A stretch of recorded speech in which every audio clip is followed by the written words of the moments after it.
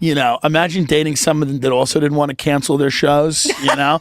And imagine dating somebody that was also very comfortable putting large groups of people at risk. I just can't imagine looking over and seeing someone like be like, oh, what? Oh, what do I do? Have breakfast? Oh, this morning, like, seeing everybody's just FaceTiming. Someone doing an Instagram live, for 1,000 people. It's crazy. I could never have sex. Well, with them also, when in the gay world, there's not a lot of gay comedians. There's a ton of straight comedians. Yeah. So men and women date all the time. Gay comedians, there's like not a lot.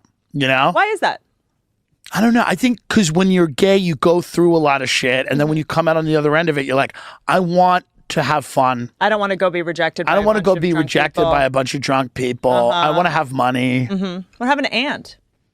I don't know what happened to him. I don't know. Yeah, I mean, what happened to that guy? Yeah. Very interesting. Was he kind of the first openly gay comedian? I just remember one of his jokes, because this was years ago. I was like a child, but I remember one of his jokes was like, he's like, you should send me to Afghanistan. I'd scare them. That's when that was gay comedy, was just that.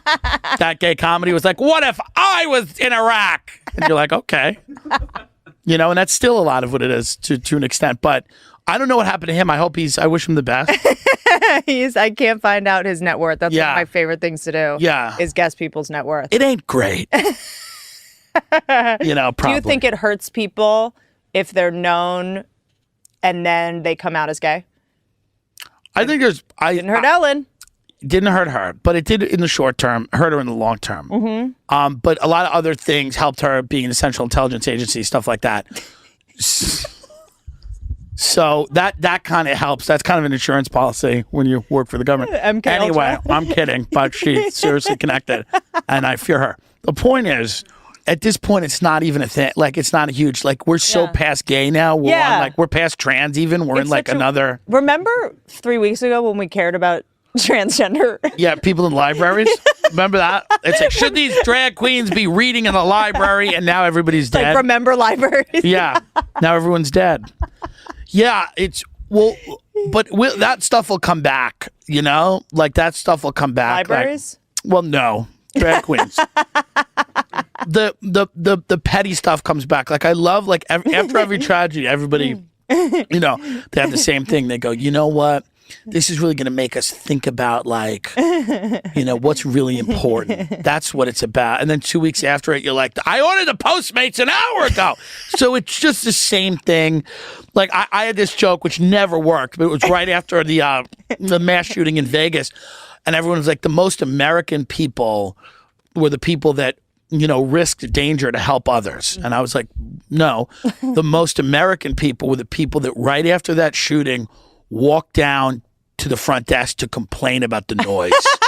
You know, go, it's a little loud last night, you know, maybe a coupon for lunch. You know, we've been coming here a long time. And quite frankly, a lot of sirens, you know. I was like, that's the most American. So we will go back to petty.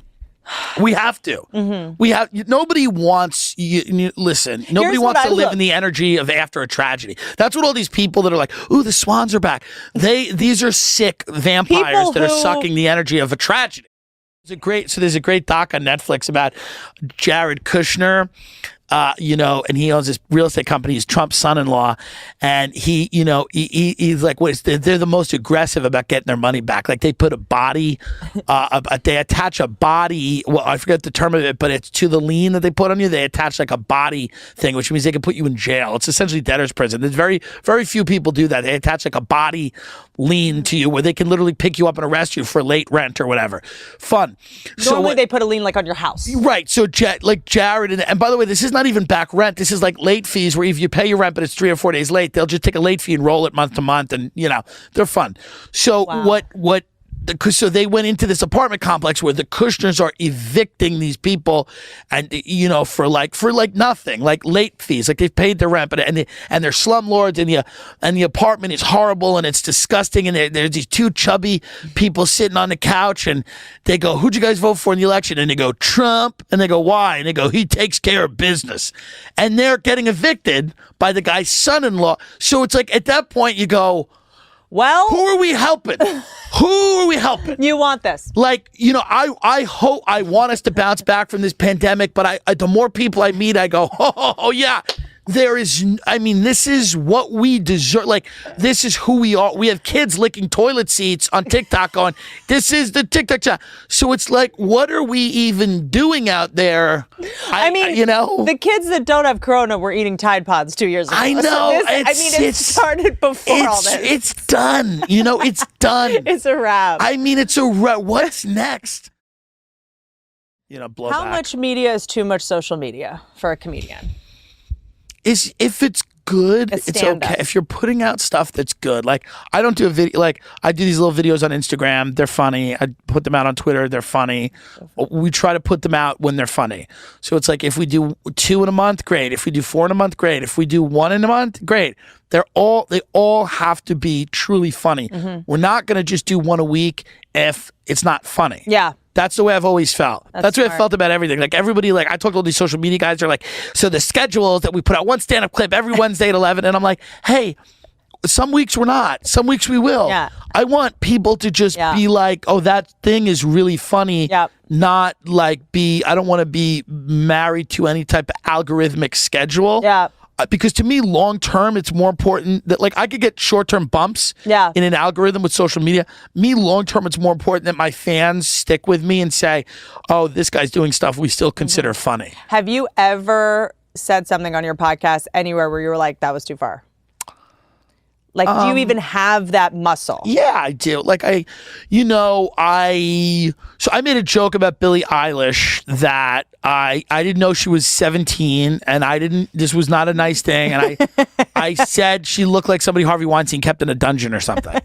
And it was because she has these very strange videos where she's bleeding in her eye. Yeah, and it's just odd, yeah. right? It's strange. Yeah. She's talented, whatever. Young people are on some new shit that we won't understand. It is what it is. And it's just not my, it's not, I mean, she's a lovely woman and whatever. And, I love her song, Satan, Come Get Me or whatever.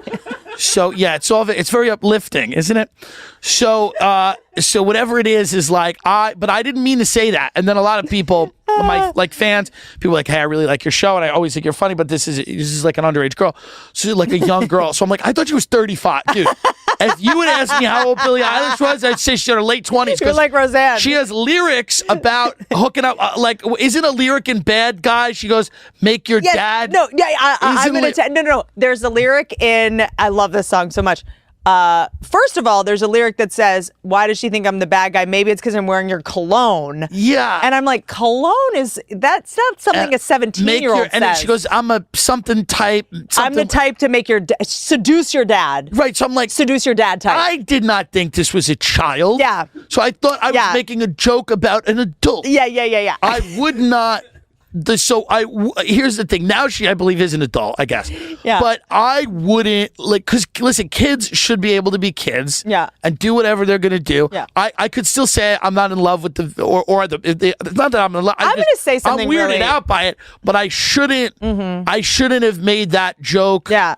About her because I didn't realize how old she was. And I would apologize. That's like a thing where it's like, I'd never apologize for like humor or whatever. Yes, smart. But if I bumped into her and not that she's seen it or heard about it, but whatever, if I would say, oh yeah, that was wrong of me to do. I didn't know you were a 17-year-old kid. Yeah. I shouldn't have made a statement like that about Harvey Weinstein. It was like not right. Yeah. That's the one time that I would walk something back because somebody was young. It's like, I just didn't know. Yeah. Yeah. That's interesting. Yeah. What was Logan Paul's house like? It's beautiful. I picture a lot of like purple fireplaces. He lives like the kid in Blank Check. There's just there's sneakers and Ferraris strewn throughout the yard.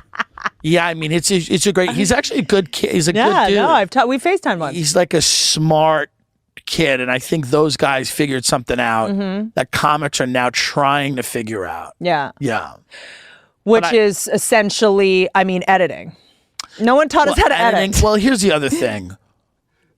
There's a great article in The Atlantic called The Death of the Artist and the Birth of the Creative Entrepreneur. And it takes you through the beginnings of art all the way through art becoming like a professional class thing of like, I get a doctorate in this and there's a council and there's museums all the way up to now where you are, at the mercy of algorithms and, all of that stuff and you're an order taker. So, the content is for the most part forgettable. Yeah. Right? But the way that they've used the medium is is huge. Yeah. And they should be commended for that. Like the idea that they were able to harness that technology, and then maybe down the road, some of that might get more artistic or not. I mean, their content's good content. I'm not saying it's bad content. Yeah. But it's forgettable because it's designed to be. I mean, they've vlogged every single day. Yes. It's just like, here's the thing, now the next thing. It's religion. I mean, it's replacing religion in a but weird they way. all have a work ethic that a lot of people don't have. Like, comics should learn from those kids because they have an amazing work ethic. And now a lot of them are sociopaths and don't, but a lot of those, because they don't, on TikTok, they don't blink. They don't blink. They just, they don't blink, Is dancing going to replace words?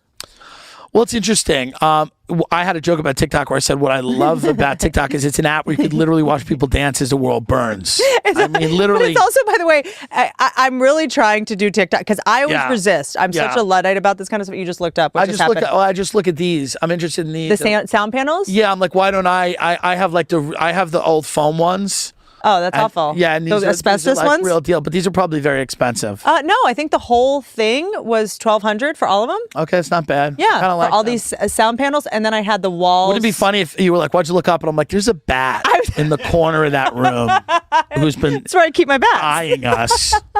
But yeah, will dance? That's a great question. What? Will dancing replace war? We're getting dumbed down. Like Lizzo. Of course. Well, Lizzo performed in front of I kind of predicted this on my show. I said music will just be a big jiggling ass. Yes. Lizzo at the American Music Awards performed in front of just a big bulbous jiggling ass. Yeah. So it's like that's the future isn't smarter. Please